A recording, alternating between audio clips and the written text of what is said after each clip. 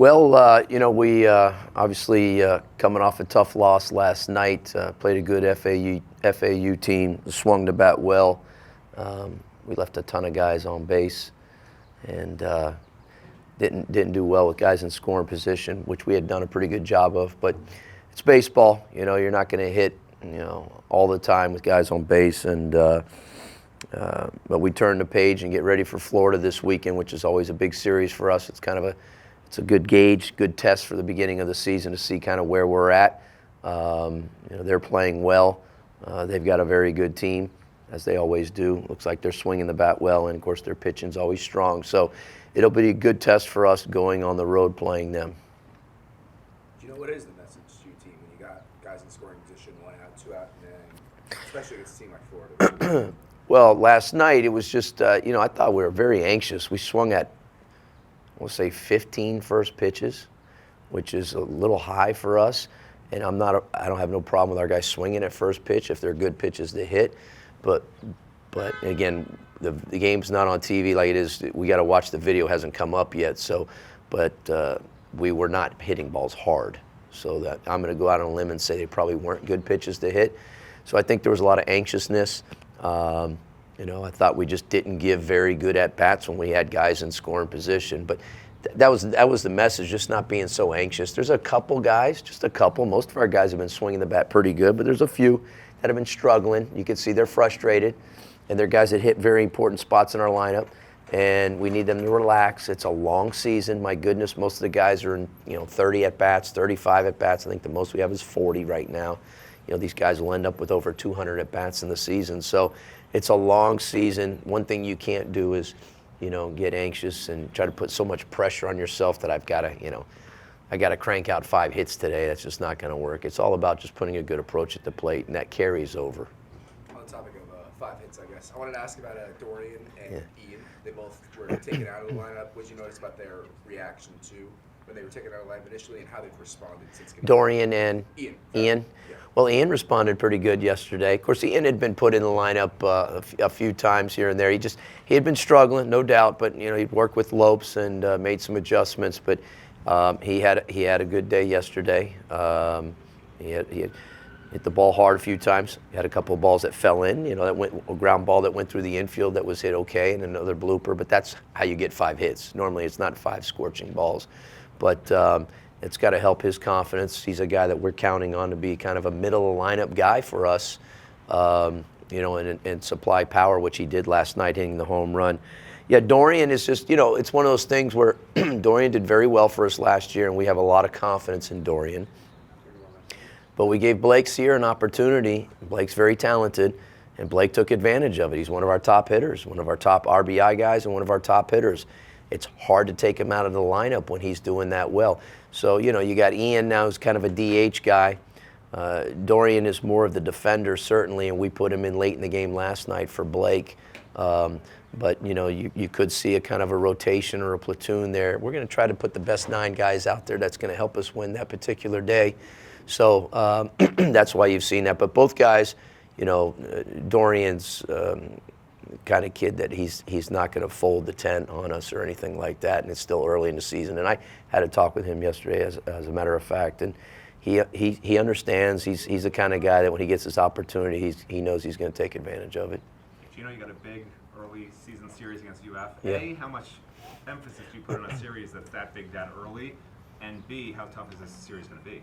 Well, it's always tough. I mean, you're not going to get crowned a national champion this weekend. We all understand that. But I was saying earlier that it is a gauge. It is where you kind of get a feel for where you're at early in the season.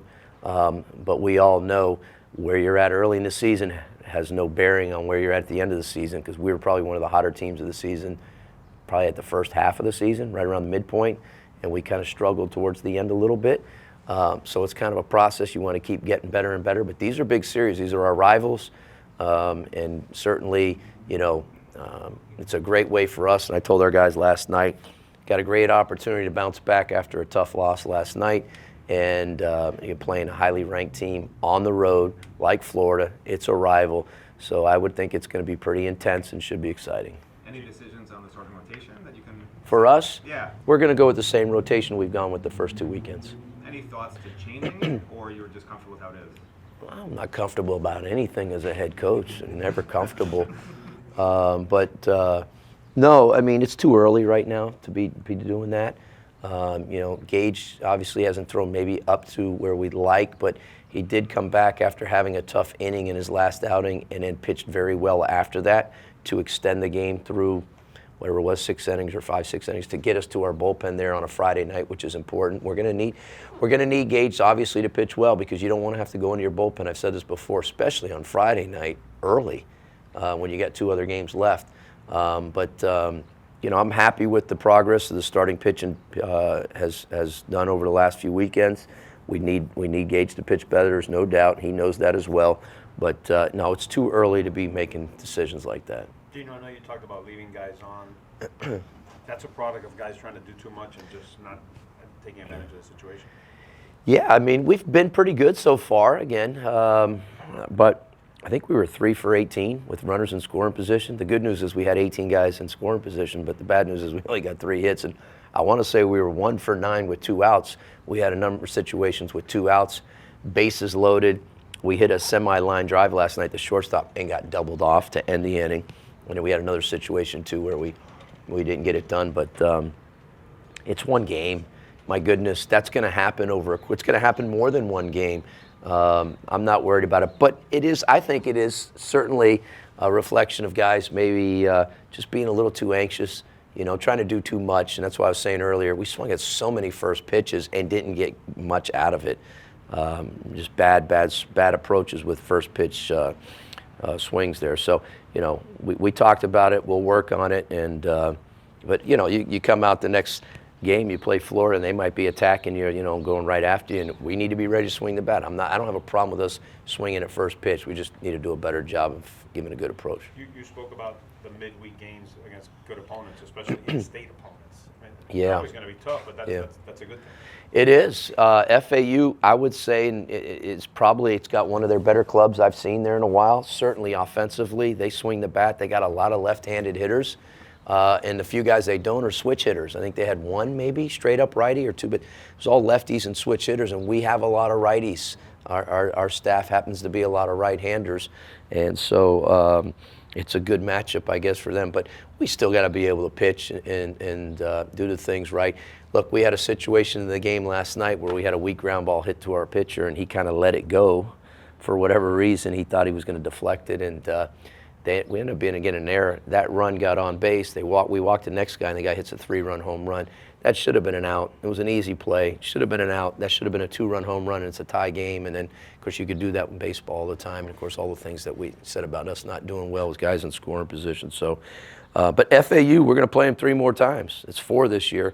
And like I said, it's probably one of their better clubs. And like you're alluding to, teams in the state are very, very good. I mean, there's a lot of good talent in the state of Florida. So that should help us. We want to win these games. We don't want to come out on the losing end like last night, which we've been fortunate. I think our record's been very, very good in midweek games over the last 5 years. So it's one game. My goodness, we're not going to go nuts over it, but yeah. Coach, Blake Sear has had an amazing start to the season. Was this something that you were expecting? Are you surprised at all at his play? Well, I don't know if you expect kind of the start that he had. He swung the bat well in the fall and in the early spring, and so you can see his tools and his strengths are his bat speed, quickness of his bat. It's got some pop, and he can run. So I couldn't come out and say, yeah, he's going to be second in our team in RBIs, right behind Yo-Yo, and hitting over 400 or whatever he's hitting right now, and he's gotten off to a great start. But we did like when Blake stepped on campus, the way he played the game. He's got a lot of energy and a lot of passion, and I think that a lot of guys, it feeds off of a lot of guys. For a freshman coming in, he seems to be a very well-liked player by our guys, which is good. Usually freshmen have to kind of feel their way through, and he's kind of come in and he's right in your face, and which is good in a good way. And so very, very happy, though. It's hard nowadays for freshmen to come in and play right away with all the portal and the transfers and having to battle all these veteran guys. I mean, you're competing against guys that have been in college maybe for 4 or 5 years. That means physically guys have gotten stronger in college for 4 or 5 years and mentally.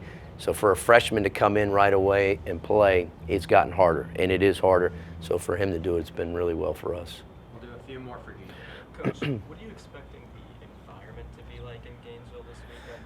How do you guys deal with tough road atmospheres? Yeah, so the environment there, you know, it's a new ballpark. We played there a couple years ago. I guess we were their first opponent in their ballpark. And it's a beautiful ballpark. It's a little bit farther away than their old ballpark, which was kind of on top of you. Theirs is a little bit farther away. I don't know what the crowds will be like. They were pretty good when we played there before. But what I told the guys is that last night is the game's still played on the field. You know, you're going to have people yelling and screaming, and you got to be able to block that stuff out. There is nothing like playing well on the road and silencing a crowd. We were able to do that a few years ago and win the series.